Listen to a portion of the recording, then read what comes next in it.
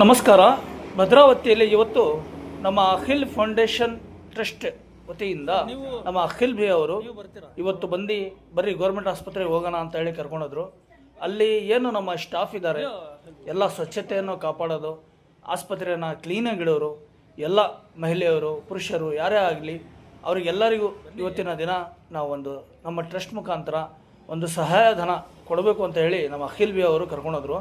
ಸ್ನೇಹಿತರೆ, ಅಖಿಲ್ ಭೈ ಅವರು ಆಸ್ಪತ್ರೆಯಲ್ಲಿ ಸ್ವಚ್ಛತೆಯನ್ನು ಕಾಪಾಡುವ ಸ್ವಚ್ಛ ಭಾರತ ಅಭಿಯಾನದ ಅಡಿಯಲ್ಲಿ ಏನು ನಮ್ಮ ಎಲ್ಲ ಸ್ವಚ್ಛತೆಯನ್ನು ಮಾಡ್ತಾರೆ, ಆಸ್ಪತ್ರೆಯನ್ನು ಕ್ಲೀನಾಗಿ ಇಡ್ತಾರೆ. ಪೇಷಂಟ್ಗಳು ಬರೋರು ಹೋಗೋರು ಎಷ್ಟು ಜನ ನಾವು ನೋಡ್ತೀವಿ ಗೌರ್ಮೆಂಟ್ ಆಸ್ಪತ್ರೆಯಲ್ಲಿ.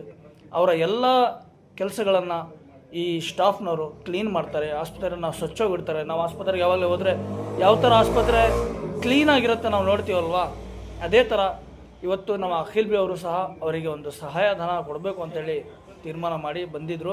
ಸ್ನೇಹಿತರೆ, ಇದೇ ಥರ ತಾವು ಸಹ ಗೌರ್ಮೆಂಟ್ ಆಸ್ಪತ್ರೆಗೆ ಹೋಗಿ ತಮ್ಮ ಕೈಯಲ್ಲಿ ಆದಷ್ಟು ಸಹಾಯಧನವನ್ನು ಮಾಡ್ಬೋದು. ಇವತ್ತು ನಮ್ಮ ಅಖಿಲ್ ಫೌಂಡೇಶನ್ ಟ್ರಸ್ಟಿಂದ ಸಹಾಯಧನ ಕೊಟ್ಟಿದ್ದಾರೆ. ತಾವು ಸಹ ಸಹಾಯಧನ ಮಾಡ್ಬೋದು.